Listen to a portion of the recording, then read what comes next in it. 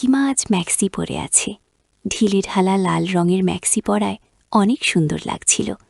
কাকিমা বলল, তোমার জাদুর কাঠিটা বের করো, আমি একটু দেখতে চাই কেমন দেখতে। বুঝতে পারলাম কাকিমা কি দেখতে চাইছে। আমি জাদুর কাঠি দিয়ে বললাম, এটা সবার মনের ইচ্ছা বুঝতে পারে। এরপর কাকিমা আমার জাদুর কাঠি নিয়ে যা করল তা কোনো দিন ভুলব না। আমার নাম কুনাল, দমদম মতিঝিল এলাকার বাসিন্দা। আমাদের বাড়ি আজও ৫১ ভর্তি। মা, বাবা, কাকা কাকিমা আর আমার বাবার বড় ভাই, জেঠামশাই আর জেঠিমাকে নিয়ে এক জমজমাট সংসার। আমি আমার বাবার বড় সন্তান। আমার পর আমার এক ভাই আর ২ বোন। তারপর জেঠামশাইয়ের ২ মেয়ে, রুনা বড় আর মিনা বা মিনু ছোট। দুজনেরই বয়স খুব কম। দুজনেই সুন্দরী এবং খুবই আকর্ষণীয়। কাকার এক ছেলে, বয়স ৮ বছর। আমাদের বাড়িতে সবাই হাসি খুশিভাবে জীবনযাপন করেন। মোটামুটি সচ্ছল পরিবার, কোনো অভাব আমাদের ছিল না। আমাদের বাড়িতে দোলের দিন বেশ বড় করে পুজো করা হয়। এবারও তাই হয়েছিল। আমাদের পাড়াতে সকাল ১০টা থেকে রাত ১০টা পর্যন্ত দোল খেলা হয়। আমার কোনো বাড়ি সকালে দোল খেলতে পারি না। আমাদের খেলা শুরু হয় দুপুর থেকে, যতক্ষণ না বাড়ির পুজো শেষ হচ্ছে। আমরা সবাই মিলে পুজোর কাজে সাহায্য করি, মা, কাকিমা, জেঠিমা দিয়ে। এবার পুজো শেষ হতে হতে ২:৩০ হয়ে গেল। আমরা ভাই বোনেরা পুজোর প্রসাদ খেয়ে যে যার বন্ধুদের সাথে রং খেলতে বেরিয়ে পড়ি। আর এবারও প্রায় ৩টে নাগাদ আমি বেরিয়ে পড়লাম। আমাদের বাড়ির কয়েকটা বাড়ি পরে একটা সরু গলি আছে। কোনো এক সময় নরদমা ছিল, আজ আর নেই। এখন শুকনো ঘটঘটে একটা কানাগলি মাত্র। আর ওই গলিতেই আমার কুমার জীবনের অবসান হয়েছিল। আর তাও আমার জেঠামশাইয়ের বড় মেয়ে রুনার কারণে। আমরা ৩ বন্ধু মিলে দোলের আগেই ঠিক করেছিলাম যে একটু সন্ধ্যের দিকে গলিতে ঘাপটি মেরে থাকব। আর কোনো মেয়ে ওখান দিয়ে গেলে তাকে পাকড়াও করে গলির ভিতরে নিয়ে গিয়ে হোলি খেলব। আমরা ৩ জনেই খুব ভালো আর ভদ্র ছেলে বলে পরিচিত। রং হাতে নিয়ে পাড়ার সব বাড়িতে ঘুরে ঘুরে বড়দের পায়ে আবির দিয়ে প্রণাম, আর ছোটদের গায়ে মুখে আবির মাখিয়ে আমাদের দৌড় শুরু হয়। এরপর আমরা সবাই পাড়ার রাস্তাতে বেরিয়ে সবাই সবাইকে রং মাখায়। সেখানে বড়রাও থাকে। এবার সেরকমভাবেই সবকিছু চলছিল। সন্ধে প্রায় হয়ে এসেছে। আমাদের পরিকল্পনা মতো ওই গলির কাছে চলে গেলাম, আমি, শিবু আর তপন। শেষ বাড়িতে আবির দিতে গিয়ে ওই বাড়ির এক বৌদি আমাদের জোর করে শিবুর শরবত খাইয়ে দিয়েছিল। আমরা যখন গলির কাছে এসে দাঁড়ালাম, বুঝতে পারলাম যে সবারই একটু মাথা ঘুরছে। শিবু আমার কাছে এসে বলল, কিরে কুনাল, এখনও তো একটা মেয়ের দেখা পেলাম না। আমি বললাম, একটু অপেক্ষা করি, দেখি না আমাদের ভাগ্যে কি আছে। একটু পরেই একাধিক মেয়ের কলরব কানে এলো। উকি মেরে দেখি যে ৪টি মেয়ে এদিকেই আসছে। আমি ইশারাতে সকলকে চুপ করতে বললাম। শিবু গলির বাইরে দাঁড়িয়ে আছে, আমি আর তপন গলির একটু ভিতরে। মেয়েগুলো কাছাকাছি আসতেই শিবু এগিয়ে গিয়ে বলল, তোমাদের একটু রং মাখাবো? একটি মেয়ে বলল, তা কি আবার জিজ্ঞেস করতে হবে, নাকি রং মাখাবে তো মাখাও। শিবু বলল, এই গলির ভিতরে এসো, বলেই মেয়েটিকে হাত ধরে ভিতরে নিয়ে এলো। আর ওই মেয়েটির সাথে বাকি ৩ জনই গলির ভিতরে এসে দাঁড়ালো। সবাই গলির ভিতরে ঢুকতেই আমাদের দেখে তোমরাও রং মাখাবে? আমরা সমস্বরে বলে উঠলাম, নিশ্চয়ই মাখাবো।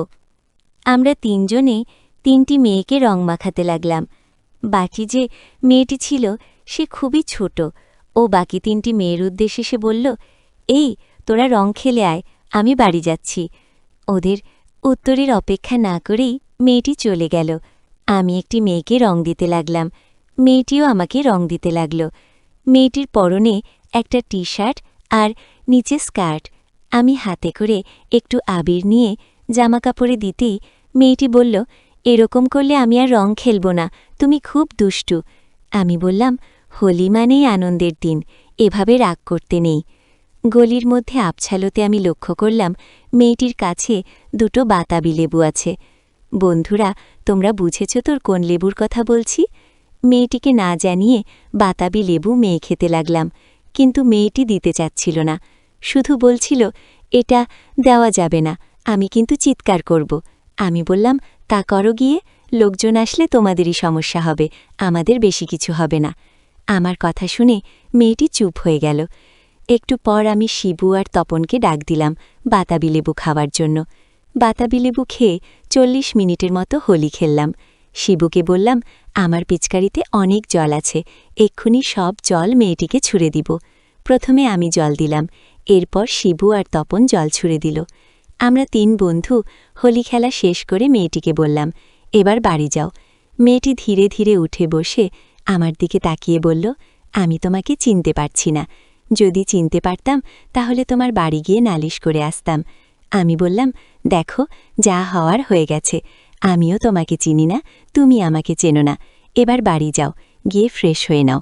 হ্যাঁ, আর একটা কথা, তোমার তো কোনো ছেলে বন্ধু নেই আর আমার কোনো মেয়ে বন্ধু নেই, যদি আমাকে তোমার বন্ধু করতে চাও তো কাল সন্ধ্যার সময় এখানেই এসো, আমি এখানে তোমার জন্য অপেক্ষা করব। এর উত্তরে সে বলল, কেন, একবার করে বুঝি মন ভরেনি, কালও তো হোলি খেলবে নাকি?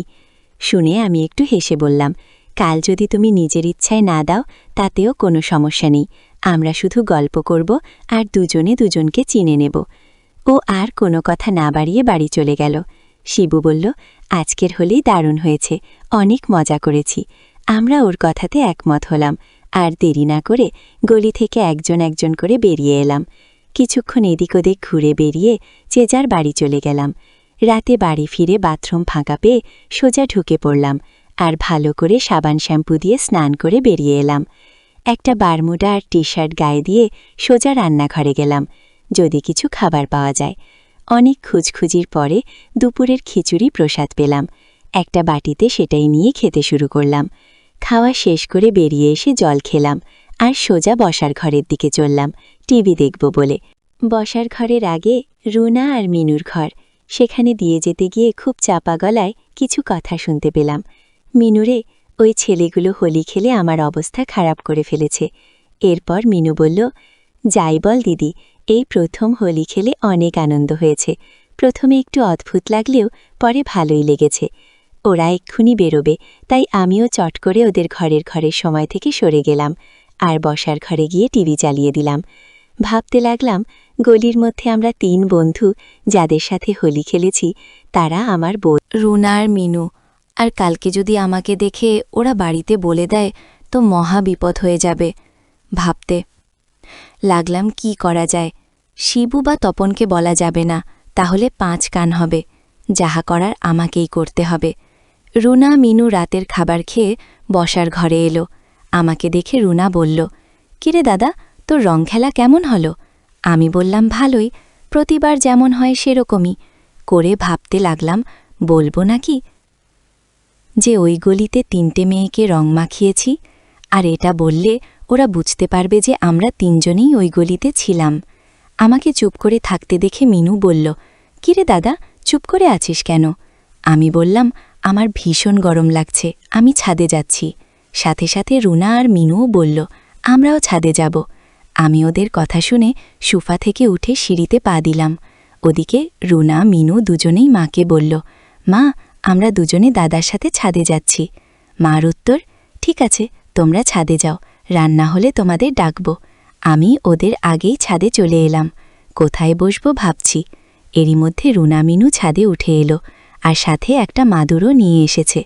মাদুর বিছিয়ে আমাকে রুনা বলল, আয় দাদা, মাদুরে বস। আমিও মাদুরে গিয়ে বসলাম। বসার পরে মিনু জিজ্ঞাসা করল, এবার তো আর গরম লাগছে না? এবার বল, আজ তোরা 3 বন্ধুতে নতুন কিছু করলি কি না?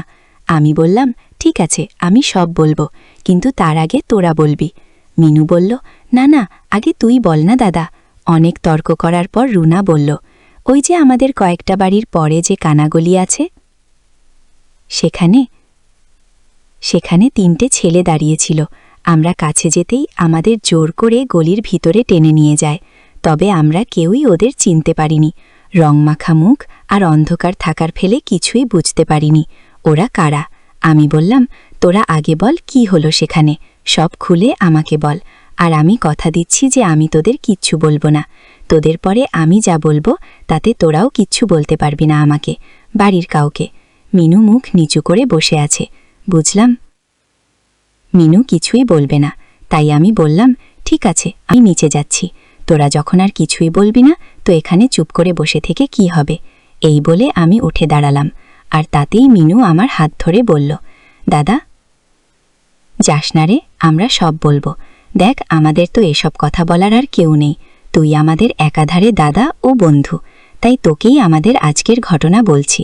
মিনু বলল, ছেলেগুলো আমাদের থেকে বাতাবি লেবু নিয়ে খেয়েছে। আমরা অনেক বারণ করেছিলাম, কিন্তু ওরা আমার কথা শোনেনি। বাতাবি লেবু খেয়ে হোলি খেলেছে। শেষের দিকে 3 জন ওদের পিচকারি দিয়ে জল দিয়েছে আমাদের জামাকাপড়ে। এমন অবস্থায় আমি আর রুনাদে কি করব বুঝতে পারছিলাম না। এমনকি প্রথম হোলি খেলা তো আমরা ঠিকভাবে হাঁটতে পারছিলাম না। খুঁড়িয়ে খুঁড়িয়ে বাড়িতে চলে আসি। একটু পর মা রাতের খাবার খেতে ডাক দিল। রুনা আর মিনু চলে গেল, আর আমি খোলা ছাদে শুয়ে আছি। মনে মনে আজকের ঘটনা কল্পনা করছিলাম। একটু পরে মনে হলো কে যেন আমাকে ধাক্কা দিচ্ছে। চোখ খুলে দেখলাম যে কাকিমা আমার সামনেই ঝুঁকে রয়েছে। আমি তাকাতেই একটু মুচকি হেসে বলল, ঘুম? তখন থেকে ডাকছি, ঘুম আর ভাঙছে না তোমার? কাকিমা আমার থেকে বয়সে বেশি তফাৎ না থাকায় আমাকে তুই না বলে তুমি করেই বলে। কাকিমা বলল, ঘুম তো পাবেই, এত ধকল গেল তোমার। আমি বললাম, কিসের ধকল? আজ তো কোনো কাজই করিনি আমি। কাকিমা বলল, কেন মিথ্যে কথা বলছো? গলির মধ্যে হলি খেলে মিথ্যে বলা হচ্ছে। মিউজিক। আমি চোখ বড় বড় করে বললাম, কি বলছো তুমি এসব? কাকিমা বলল, আর শাক দিয়ে মাছ ঢাকতে হবে না। আমি সব দেখেছি। ওদের সাথে হলি খেলেছিস, এখন আমার সাথে অনেক গল্প করতে হবে। আমার কাছে 2টো ডাব আছে, বাতাবি লেবু অনেক বড়। ডাব খাবি আর আমার সাথে গল্প করবি। বন্ধুরা, তোমরা বুঝতে পেরেছ তো কিসের কথা বলছি? আমি বললাম, আমার সাথে কেন গল্প করতে হবে? কাকুর সাথে গল্প করো গিয়ে। কাকিমা বলল, ছাড়ো তোমার কাকুর কথা, কিছুই পারে না সে। আমার নজর অনেক দিন থেকেই তোমার উপর ছিল। তোমার সাথে গল্প করতে অনেক ভালো লাগবে। এরপর কাকিমা 2টো ডাব আমার সামনে রেখে বলল, এগুলো খাও আর আমার সাথে গল্প করো, না হলে রাতের খাবার পাবে না কিন্তু। আমি আর কথা বাড়ালাম না। খোলা আকাশে নিজে কাকিমার সাথে কিছুক্ষণ গল্প করলাম আর ডাব খেলাম। বন্ধুরা, তোমাদের বলে রাখি, আমার কাকিমা কিন্তু অনেক সুন্দরী। কাকিমা বাড়িতে শাড়ি আর ব্লাউজ পরে থাকেন, মাঝে মাঝে ঘুমানোর আগে ম্যাক্সি পরে ঘুমান। যাই হোক, গল্প করার পর আমাকে বলল, রাতে আমি তোমার ঘরে যাব, তুমি দরজা হালকা চাপিয়ে রাখবে কিন্তু। যদি তা না করো তো তোমার কপালে খুব দুঃখ আছে। এখানে ভালোভাবে গল্প করতে পারিনি, তাই আবার রাতে তোমার ঘরে গিয়ে গল্প করব। আমি বললাম, ঠিক আছে, আমি যা বলবে তাই করব। কাকিমা খুশি হয়ে বলল, এখন রাতের খাবার খাবে? চলো আমরা নিচে নেমে এলাম। সোজা গিয়ে খাবার টেবিলে বসলাম। দেখলে রোনা, মিনু, জেঠা, বাবা, কাকা সবাই আমার জন্য বসে আছে। আমরা সবাই খাওয়া দাওয়া সেরে যে যার মতো শুতেতে চলে গেলাম। আমি আমার ঘরে গিয়ে শুয়ে পড়তেই ঘরের দরজা একটু ফাঁকা করে কেউ একজন ঢুকল। বুঝলাম কাকিমা এসেছে। কাকিমা ঢুকে দরজা ভালো করে বন্ধ করে আমার পাশে বসল। বলল, কি গো, ঘুমিয়ে গেলে নাকি? তোমার সাথে গল্প করতে এসেছি। আমি উত্তর দিলাম, না, ঘুমোইনি। এবার কাকিমা বলল, তোমার কাছে একটা জাদুর কাঠি আছে, জাদুর কাঠিটা বের করো, আমি একটু দেখতে চাই কেমন দেখতে। বুঝতে পারলাম কাকিমা কি দেখতে চাইছে। আমি জাদুর কাঠি দিয়ে বললাম, এটা সবার মনের ইচ্ছা বুঝতে পারে। কাকি বলল, এই জাদুর কাঠি দিয়ে আর গল্প করব। আর কথা না বাড়িয়ে কাকি আর আমি গল্প করতে শুরু করলাম। গল্প করার সময় বুঝলাম কাকিমা সাবান দিয়ে স্নান করে এসেছে, যে কারণে এক ধরনের সুগন্ধ আসছে। গল্প করতে করতে অনেক রাত হয়ে গিয়েছিল, আর তাছাড়া অনেক ক্লান্তও লাগছিল।